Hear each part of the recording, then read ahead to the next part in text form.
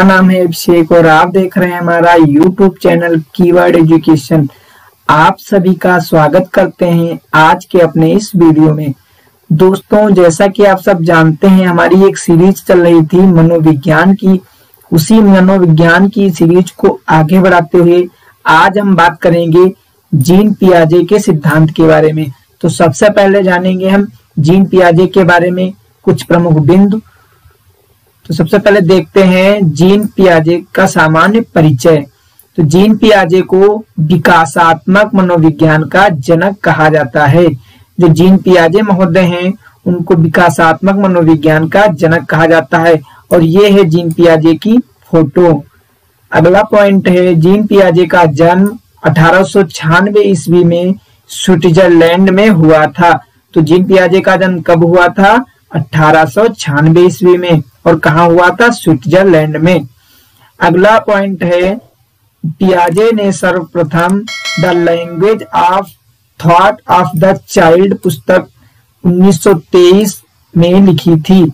तो ये क्वेश्चन भी कई बार पूछा गया और आपसे पूछा भी जा सकता है कि the language of thought of the child नामक पुस्तक किसने लिखी थी? तो जीन पियाजे ने लिखी थी। और कब लिखी थी? तो 1923 ईस्वी में लिखी थी। आगे एक क्वेश्चन बहुत ज्यादा पूछा जाता है कि जीन पियाजे कहाँ के मनोवैज्ञानिक थे? तो स्विट्जरलैंड के मनोवैज्ञानिक थे। अगला पॉइंट है पियाजे ने संज्ञानात्मक या ज्ञानात्मक विकास का प्रतिपादन किया था। तो संज्ञानात्मक, जिसको ज्ञानात्मक विकास का भी कहते हैं, इसका प्रतिपादन किसने किया था? तो जीन पियाजे जी ने किया था। अगला पॉइंट है पियाजे ने अपने बच्चों पर प्रयोग किया था। तो ये पॉइंट भी पूछा जा सकता है कि पियाजे ने किस पर प्रयोग किया था? तो अपने ही बच्चों पर प्रयोग किया था। पियाजे के इस सिद्धांत को अवस्था का सिद्धांत भी कहा जाता है। यानी पियाजे का जो संज्ञानात्मक सिद्धांत है उसे अवस्था का सिद्धांत भी कहा जाता है। अगला पॉइंट है पियाजे का संज्ञानात्मक विकास मानव की बुद्धि व विकास से संबंधित है। यानी पियाजे का जो संज्ञानात्मक विकास का सिद्धांत है वो मानव की बुद्धि और विकास से संबंधित है। अगला पॉइंट है पियाजे के संज्ञानात्मक विकास को विकासीय थ्योरी के नाम से भी जाना जाता है। यानी जीन पियाजे का जो संज्ञानात्मक विकास का सिद्धांत है उसे विकासीय थ्योरी के नाम से भी जानते हैं। अगला पॉइंट है पियाजे के संज्ञानात्मक विकास का सिद्धांत प्रतिपादित किया था। तो ये तो इनका मुख्य पॉइंट है और इसी को हम आगे पढ़ेंगे। पियाजे ने संज्ञानात्मक विकास का सिद्धांत दिया था। तो अब देख लेते हैं कि पियाजे का संज्ञानात्मक विकास का सिद्धांत। दोस्तों, इससे पहले भी हमने कई वीडियो अपने चैनल पर डाल रखी है। अगर आपने वो वीडियो नहीं देखी है तो ऊपर आई बटन में आपको उसका लिंक मिल जाएगा या फिर हमारे डिस्क्रिप्शन बॉक्स में भी जाकर उन वीडियो को देख सकते हैं। और हमारे चैनल पर एक बार विजिट जरूर करें क्योंकि वहां पर अलग अलग प्रकार की प्लेलिस्ट बनाई गई हैं। अब देखते हैं संज्ञानात्मक विकास का सिद्धांत। इस सिद्धांत में 4 अवस्थाएं बताई गई हैं। जो संज्ञानात्मक विकास का सिद्धांत है, इस सिद्धांत में कितनी अवस्थाएं हैं? 4 अवस्थाएं हैं। तो सबसे पहले हम पहली अवस्था को देखेंगे। पहली अवस्था कौन सी है? संवेदी गामक अवस्था, जिसे इंग्लिश में सेंसरी मोटर स्टेज कहते हैं। और यह कब से कब तक होती है? तो 0 से 2 वर्ष तक की अवस्था होती है। यानी आपसे यही क्वेश्चन पूछा जा सकता है कि संवेदी गामक अवस्था कब से कब तक होती है? जो 0 से 2 साल तक की अवस्था को क्या कहते हैं? संवेदी गामक अवस्था कहते हैं। अब इस अवस्था में क्या होता है? भाषा का अभाव होने के कारण इस अवस्था का आरंभ सहज क्रियाओं से होता है। यानी ये जो संवेदी गामक अवस्था है इसमें बच्चा बोल नहीं सकता क्योंकि एक बच्चा छोटा बच्चा है जो 0 से 2 वर्ष का है, ठीक है। तो इसमें सहज क्रियाओं से ही इस अवस्था का शुभारंभ होता है। इस अवस्था के अंत तक बालकों में उद्दीपन के प्रति अनुक्रिया करने की योग्यता विकसित हो जाती है। यानी एक छोटा बच्चा होता है तो अगर उसके आगे आप कोई इशारा करोगे, कोई एक्टिविटी करोगे तो वो बच्चा समझ जाएगा कि कुछ कर रहे हैं, ठीक है। तो उनके प्रति वो अनुक्रिया करने लगता है, उन उद्दीपनों को समझने की कोशिश करने लगता है।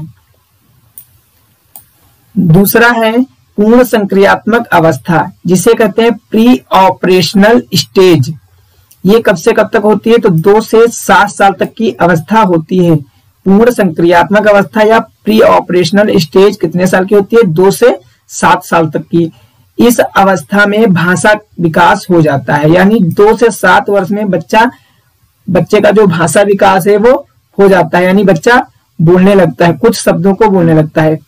इस अवस्था में बच्चे अनुकरण करने लगते हैं, यानी 2 से 7 साल में बच्चे क्या करने लगते हैं? अनुकरण करने लगते हैं। यानी आप अगर उनके आगे कोई काम करोगे तो बच्चा भी आपको देखकर वैसा ही काम करना सीखने लगता है।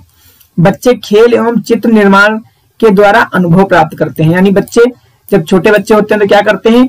वो खेल के माध्यम से या चित्र निर्माण के माध्यम से अनुभव प्राप्त करने लगते हैं।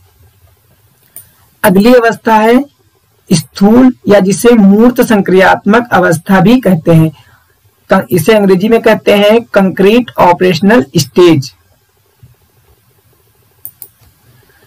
यह 0 से 7 साल तक की अवस्था होती है, यानी स्थूल या मूर्त संक्रियात्मक अवस्था 0 से 7 साल तक की होती है, या कंक्रीट ऑपरेशनल स्टेज भी कहते हैं।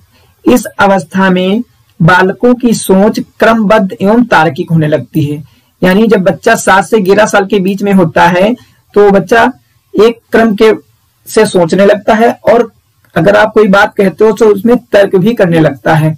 वस्तुओं को समझने एवं उनका वर्गीकरण की योग्यता का विकास हो जाता है, यानी अगर बच्चों को आप 4 चीजें दीजिए, एक कॉपी दे दीजिए, एक रबड़ दे दीजिए, एक पेंसिल दे दीजिए और एक नमकीन का पाउच दे दीजिए, तो बच्चा समझ जाएगा कि ये हमारे पढ़ने लिखने की चीजें हैं और ये नमकीन का पाउच जो है ये खाने की चीज है।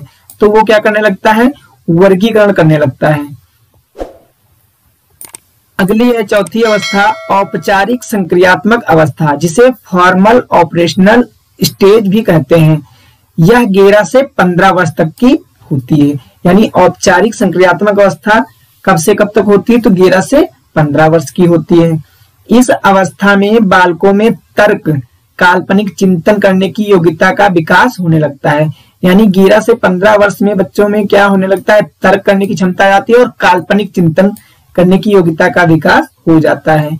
किशोरों का चिंतन क्रमबद्ध एवं तार्किक हो जाता है, यानी जो किशोर होते हैं, जो युवा होते हैं, उनका जो चिंतन होता है क्रमबद्ध होता है और तार्किक हो जाता है। जटिल व्यवहार सीखने की क्षमता होती है, यानी उनमें क्या होता है कि आप कोई सा भी काम करो तो वो बच्चे सीख सकते हैं, उसको आसानी से सीखने की उनके अंदर क्षमता डेवलप हो जाती है। और ये जो चिंतन है, यानी वो बिना देखे भी किसी चीज को सोच सकते हैं कि ऐसा हो सकता होगा। तो ये था औपचारिक संक्रियात्मक अवस्था। अब उसका एक फ्लो चार्ट है, यानी ये सबसे पहली अवस्था है सेंसरी मोटर स्टेज। इसमें देखो बच्चा क्या करता है कि बच्चे को आगे अगर आप एक्टिविटी करोगे तो उनके हाव भाव को समझने लगता है। ये होती है सेंसरी मोटर स्टेज, और ये कब से कब तक होती है? 0 से 2 वर्ष की। उसके बाद में आती है प्री ऑपरेशनल स्टेज। इसमें बच्चा क्या करने लगता है? ये 2 से 7 साल तक की होती है, और इसमें बच्चा खेल के माध्यम से या अनुकरण करके सीखता है। उसके बाद आती है कंक्रीट ऑपरेशनल स्टेज। इसमें बच्चा क्या करता है? मतलब उसके अंदर सोचने की क्षमता आती है और वो तर्क भी करने लगता है, और ये होती है 7 साल से 11 साल के बीच की, और 2 से 7 के बीच में होती है प्री ऑपरेशन, और 0 से 2 के बीच में होती है सेंसरी मोटर। उसके बाद में आती है फॉर्मल ऑपरेशनल स्टेज। इसमें क्या होता है? ये वाली अवस्था जो होती है 11 से 15 वर्ष के मध्य की होती है, और इसमें बच्चा कल्पना भी कर सकता है और तार्किक चिंतन भी कर लेता है।